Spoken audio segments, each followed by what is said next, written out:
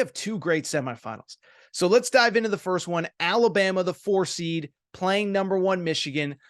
Michigan is a 1.5-point favorite of the DraftKings Sportsbook. The over-under set at 44.5. So many thoughts. Let's dive in. The first thought, though, is pretty straightforward. How lucky are we as college football fans? Just think about what I just said. Alabama, Michigan, Rose Bowl, San Gabriel Mountains, college football playoff semifinal, Harbaugh, Saban. By the way, I should mention, as I'm recording here, there's talk that Harbaugh could sign an extension. $55 million 5-year deal is on his desk as we speak.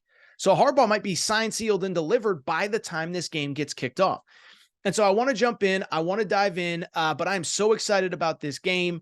And I think what stands out to me is a few things before we even jump into the preview. One, the way these two teams are coming into this game, okay? I think you could argue that Alabama is playing as good a football as anybody in college football right now, regardless of seed, regardless of rating, regardless of conference, whatever. I've said it many times.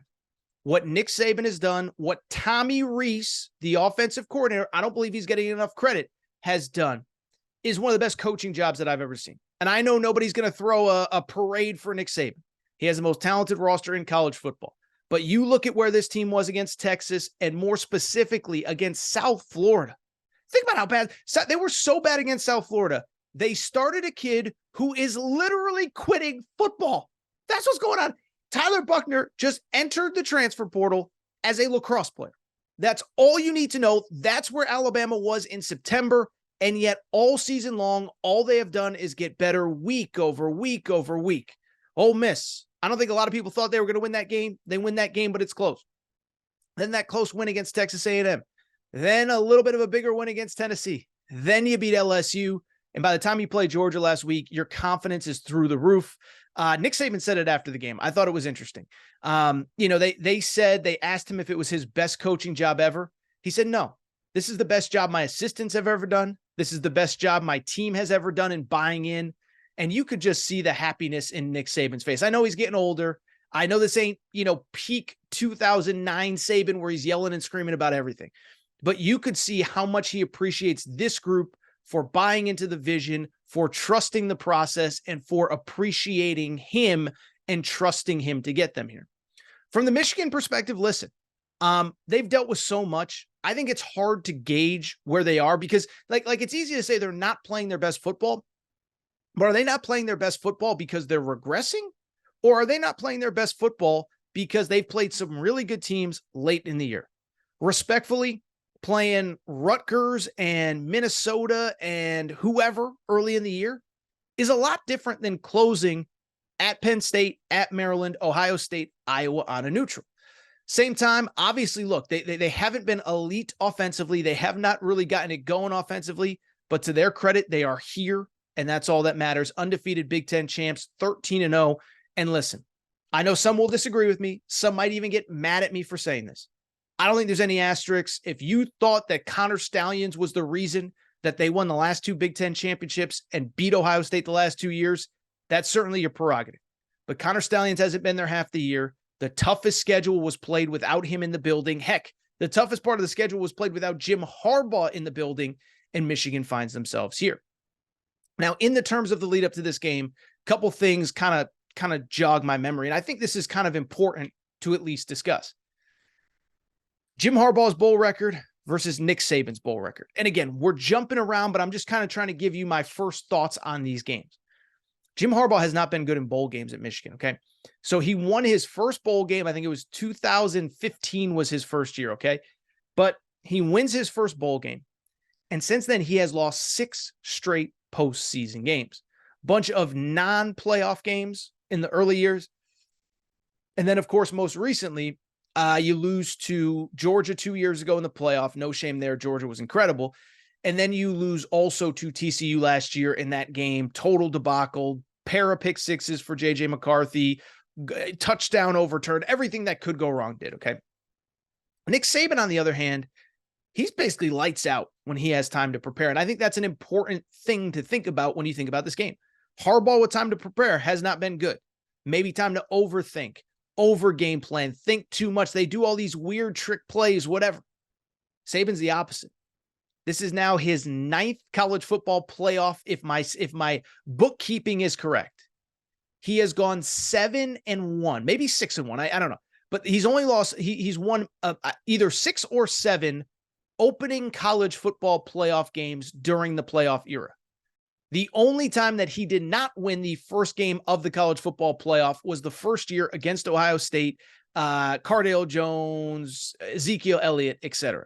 So basically, every time that he's been in the playoff the last decade, he wins that opening game. He is one of the best coaches with time to prepare. In terms of the matchup on the field, listen, my thought is the thought of a lot of you guys and girls that have obviously consumed this sport all fall long. I think it's going to be a defensive struggle, and I think both offenses are going to struggle to move the ball. From the Michigan perspective, again, I don't know if it's because they're not playing their best football or because they're just facing better defenses. That's kind of a fascinating question, but the numbers do kind of speak for themselves, right? I mean, you look at the last 4 games that they've played.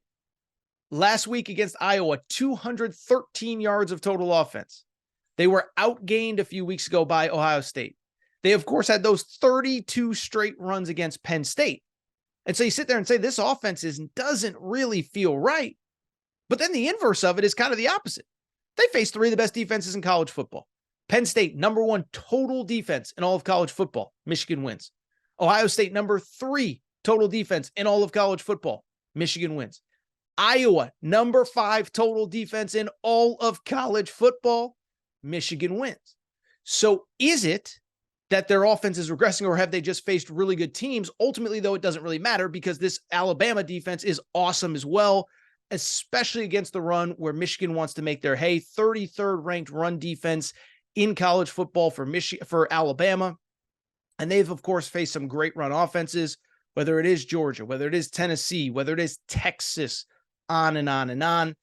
I think for Michigan, the key to this game, everyone talks about J.J. McCarthy.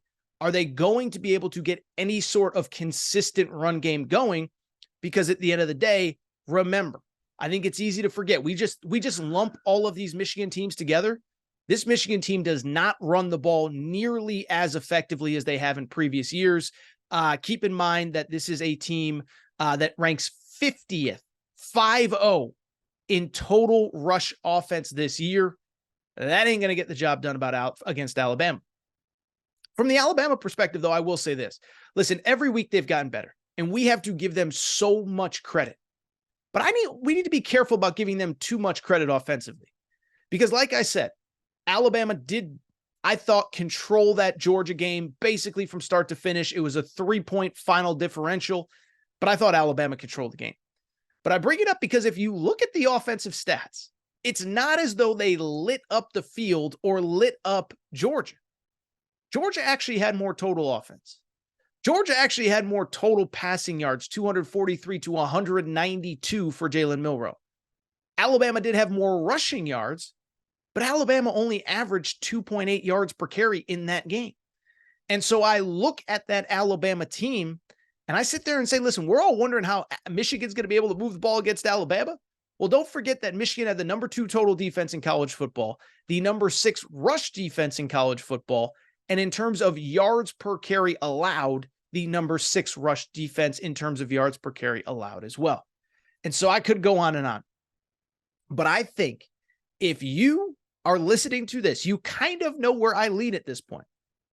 I actually like the under as low as it is. I think the under is probably the right side in this game at 45.5. Because I look at this game, first of all, Michigan, first of all, I think it's interesting. Neither of these teams really cares about scoring. Like they are perfectly content, relying on the defense, not trying to do too much, all that good stuff. But on top of that, they're both elite run defenses. Both teams want to run the football. And it's not like either team at any point, at least when they face good competition, has lit up the scoreboard. Michigan, I just talked about, but Alabama, look at their scores, 27-24 against Georgia. That's a great win, but they didn't light up the scoreboard. 27-24 against Auburn. We know how that one went. 24-21 against Arkansas, 26-20 against Texas A&M, 24-10 against Ole Miss.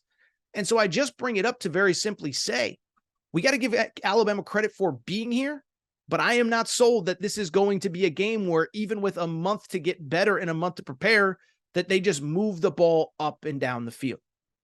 So right now, the strongest bet is the under in this game. I think it's 20 to 17-ish either way. I think 24 to 20 is the peak of what we get, because again, it's not just that neither of the offenses is super explosive. They're both comfortable, both prefer to play low scoring games and rely on their defense. And so I do think that I would expect a low scoring game there.